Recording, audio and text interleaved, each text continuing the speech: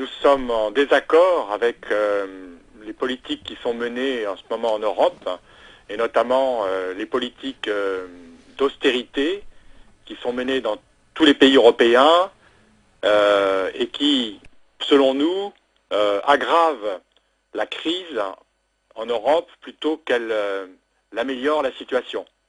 Et je crois que vous, d'ailleurs, en Espagne, vous souffrez beaucoup de ces politiques d'austérité, peut-être encore plus qu'en France, et que ces politiques sont mauvaises parce que, d'une part, elles aggravent la situation économique, elles créent de la récession, elles créent du chômage, et elles empêchent les pays de la zone euro d'améliorer leur situation par rapport à la dette, de réduire leur dette, parce que si l'activité économique ralentit, les États ont moins de recettes fiscales et l'économie fonctionnant moins bien, créant moins de richesses, eh bien, ces différentes économies ont beaucoup plus de mal à rembourser leurs dettes et à réduire leur déficit public.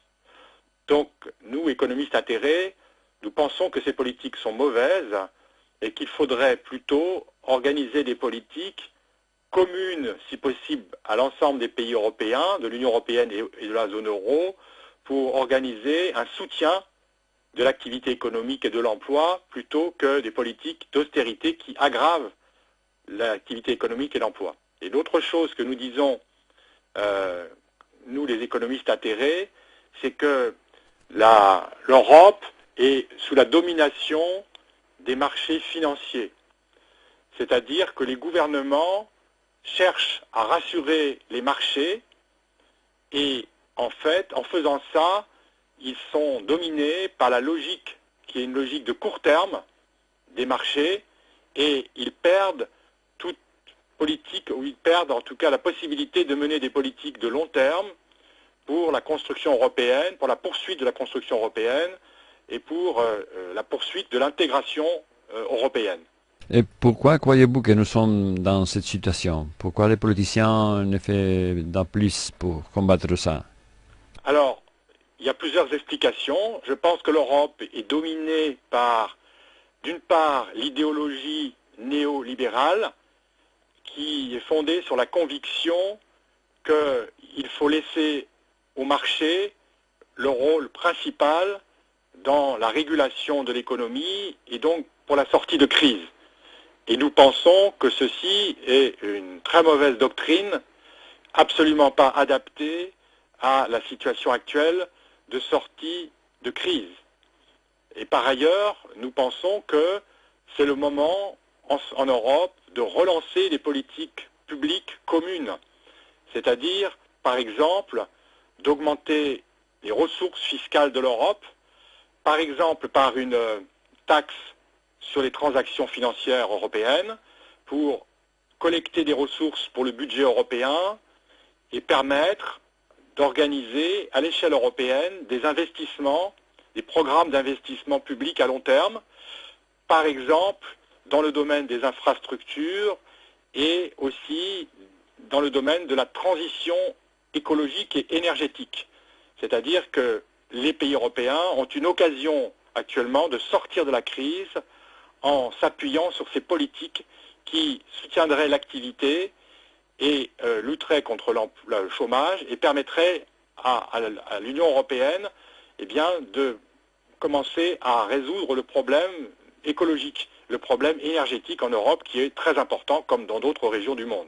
Il semble que le problème central, c'est la dette souveraine. Vous écrivez un article dans le livre en parlant de la restructuration de la dette souveraine européenne.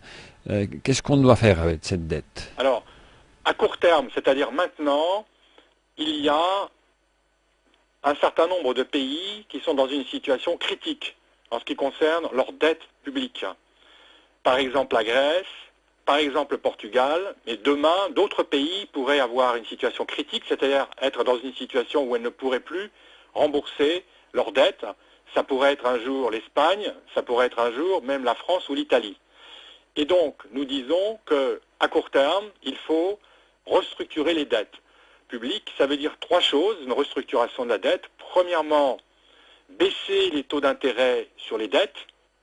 Il y a plusieurs façons de faire, mais une façon serait de renégocier la dette pour avoir des taux d'intérêt plus bas. Une autre solution, une autre piste, c'est que la Banque centrale européenne intervienne directement sur les marchés, comme elle le fait dans les pays comme la Grande-Bretagne ou les États-Unis, pour essayer de baisser les taux d'intérêt. Donc ça, c'est la première mesure, la baisse des taux d'intérêt. La deuxième mesure, c'est de rééchelonner les dettes, c'est-à-dire de rallonger la durée des dettes pour que les pays puissent les rembourser plus tard, parce qu'aujourd'hui, avec la crise et la récession, ils ne sont pas en mesure de rembourser à court terme la dette. Donc ça, c'était la deuxième mesure, rééchelonner la dette. La troisième mesure, c'est d'annuler tout simplement une partie de la dette, comme on vient de le faire d'ailleurs en Grèce, où il a été décidé, lors du dernier accord, de réduire de 50% la valeur de la dette grecque. Il faudrait faire la même chose dans d'autres pays, de manière à alléger le poids de la dette. Je lis votre article. Il semble que vous ne croyez pas dans l'efficacité des eurobonus. Pourquoi pas? Dans l'article que j'ai rédigé, et je ne suis pas le seul parmi les économistes atterrés à penser cela, je pense que les eurobonds ne sont pas une bonne solution maintenant. Maintenant, pourquoi? Parce que nous n'avons pas encore les institutions européennes pour permettre d'émettre des eurobonds. Pour cela, il faudrait avoir la capacité des institutions politiques européennes permettant d'émettre des eurobonds, c'est-à-dire il faudrait avoir un pouvoir donné aux institutions européennes pour émettre des eurobonds, des obligations européennes. Or, aujourd'hui, nous n'avons pas cette possibilité. De plus, ce que l'on peut craindre, c'est que si les pays européens émettent des eurobonds, des euro-obligations, les marchés attaquent à nouveau ces euro-obligations parce qu'ils considéreront que l'Europe, en situation de crise comme actuellement, n'aura pas globalement les moyens de rembourser dans les bonnes conditions la dette à cause de la récession qui frappe l'ensemble de la zone euro et de l'Union européenne. Ce qui veut dire qu'à long terme, enfin à long terme, à terme, c'est-à-dire plus tard, quand les institutions seront consolidées et que la crise économique sera atténuée et qu'il y aura la récession ne sera plus là, on pourrait très bien mettre en place un système, des institutions pour émettre des eurobonds. Mais aujourd'hui, les conditions ne nous semblent pas réunies pour mener cette politique européenne.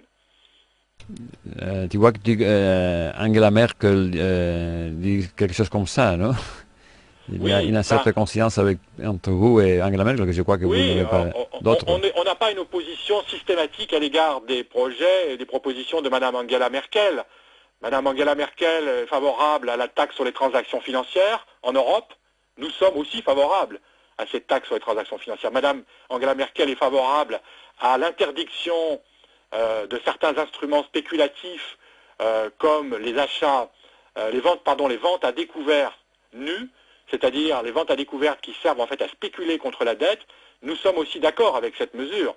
Donc nous avons des accords ponctuels, mais ponctuels uniquement avec Mme Merkel. Nous ne sommes pas du tout d'accord, en revanche, sur la philosophie générale que Mme Merkel veut mettre en place, sur la philosophie de sa réforme, et en particulier avec le nouveau traité qui est proposé et le mécanisme européen de stabilité. Pourquoi nous sommes en désaccord? Parce que c'est pour nous un gouvernement purement technocratique de l'Europe, puisque les États nationaux seront très largement dessaisis de leur pouvoir de décider de leur politique budgétaire et fiscale.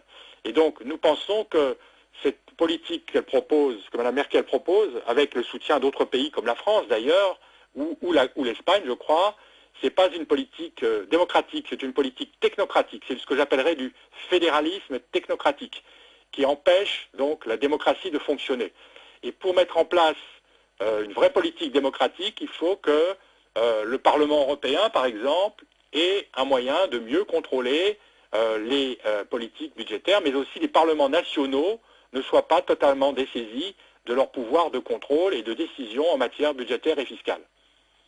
Mais tous les pays de la zone euro et les pays de l'Union européenne ont donné soutien à cette position, non?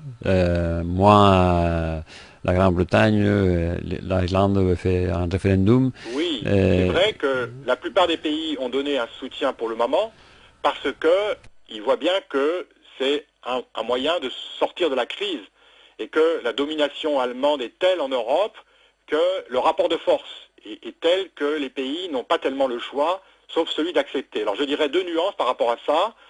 En France, dans le contexte des élections présidentielles, le candidat socialiste, M. François Hollande, a indiqué qu'il remettrait en cause, une fois élu, s'il est élu bien sûr, le pacte, le mécanisme européen de stabilité, qu'il demanderait à renégocier ce traité parce qu'il est justement dangereux, il met trop l'accent sur l'austérité et il conduit l'Europe à la crise. Et je crois savoir qu'en Espagne, M. Rajoy, votre Premier ministre, a laissé entendre qu'il ne serait pas en mesure d'appliquer complètement ce plan d'austérité tel qu'il est réclamé par l'Allemagne, parce que l'Espagne elle-même, en ce moment, connaît une récession très difficile et que rajouter encore des politiques plus restrictives en Espagne conduirait l'Espagne dans une situation encore plus difficile que celle qu'elle connaît aujourd'hui.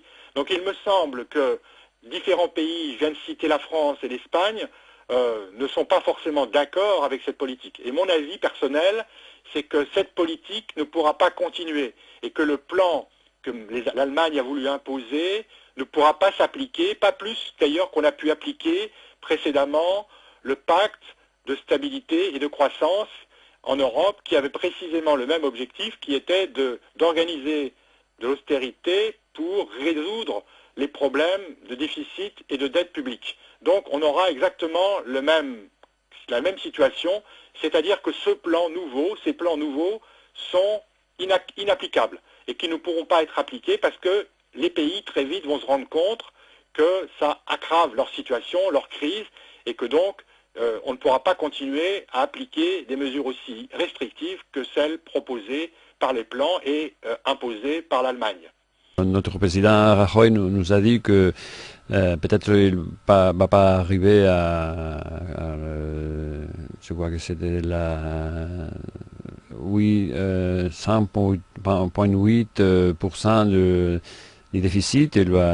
C'est son objectif. Il ne peut pas arriver à 4,4 que c'est l'objectif initial. Mais en tout cas, il nous a dit qu'on doit faire des restrictions, l'austérité, qu'il y aura 60 000 nouveaux désoccupés à l'Espagne.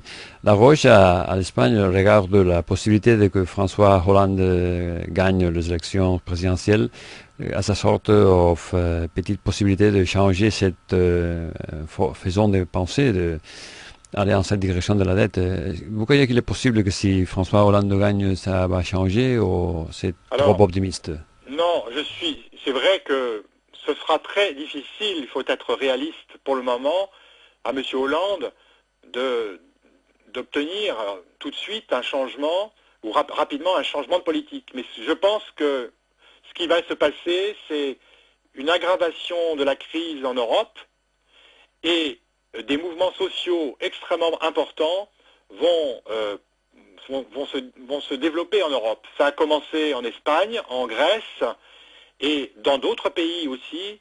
Ces politiques vont susciter une résistance populaire très forte qui va créer, je pense, une situation politique qui sera difficile à gérer et qui obligera les gouvernements à remettre en cause cette politique qui n'est pas soutenable, qui n'est pas acceptable par les populations. Angela Merkel a dit qu'il pense peut-être qu'il sera possible de faire quelque chose pour la croissance, mais à l'heure de la vérité, elle ne fait rien. Peut-être elle peut changer dans les prochains mois?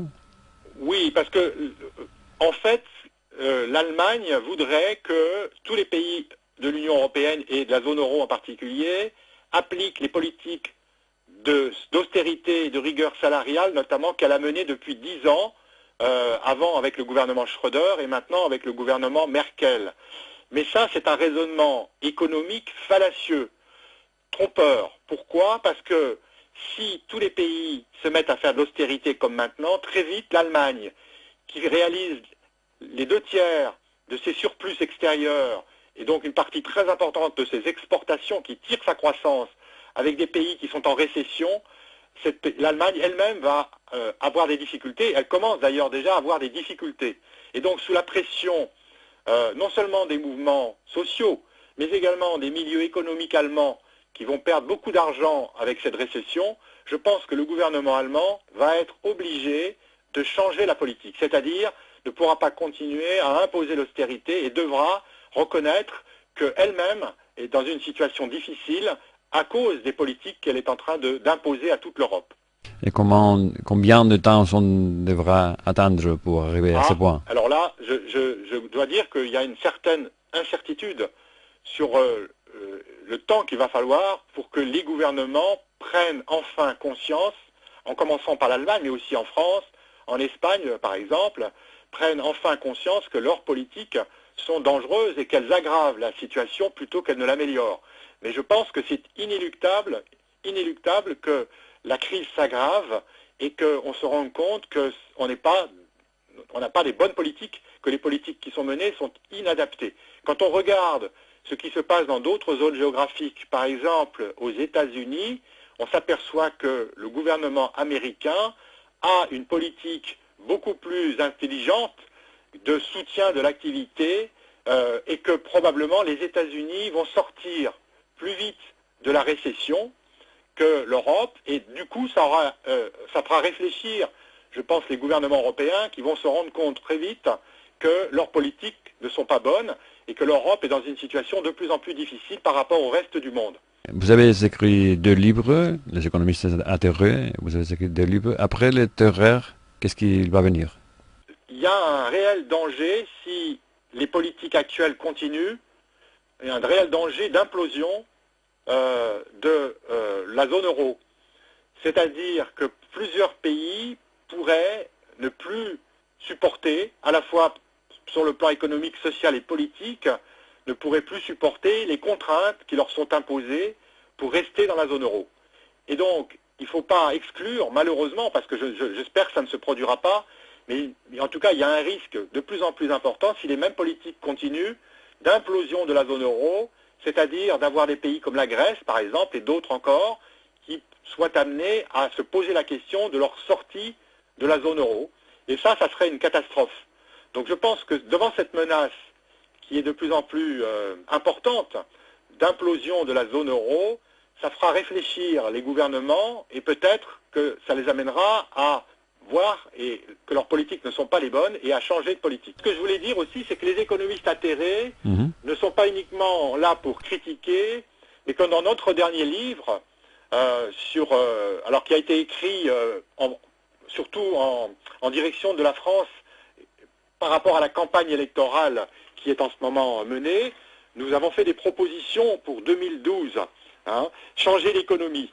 Et donc, nous pensons que ce qui serait bien, c'est que dans d'autres pays européens, il y ait aussi des atterrés comme nous, et c'est pour ça qu'on est content de voir qu'en Espagne, vous vous intéressez à notre mouvement, parce que nous pensons que des économistes atterrés en Espagne, au Portugal, en Italie, etc., pourraient aussi réfléchir, et l'idéal, évidemment, serait que nous réfléchissions ensemble, c'est-à-dire que nous fassions ensemble, dans différents pays européens, de l'Union européenne et de la zone euro, des propositions pour montrer qu'il y a une autre politique possible en Europe et que ceci pourra faire une pression sur les gouvernements et une pression qui passera par l'opinion publique. C'est-à-dire que l'opinion publique, les citoyens européens vont être de plus en plus conscients que cette politique est mauvaise, mais qu'il existe des politiques alternatives tout à fait possibles à mener et c'est ce que nous espérons.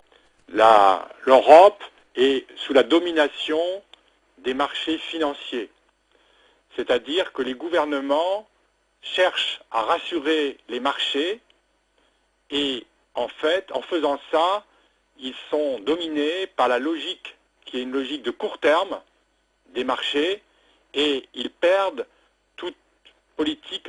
Nous sommes en désaccord avec les politiques qui sont menées en ce moment en Europe et notamment les politiques d'austérité qui sont menées dans tous les pays européens et qui, selon nous, aggravent la crise en Europe plutôt qu'elle l'améliore la situation.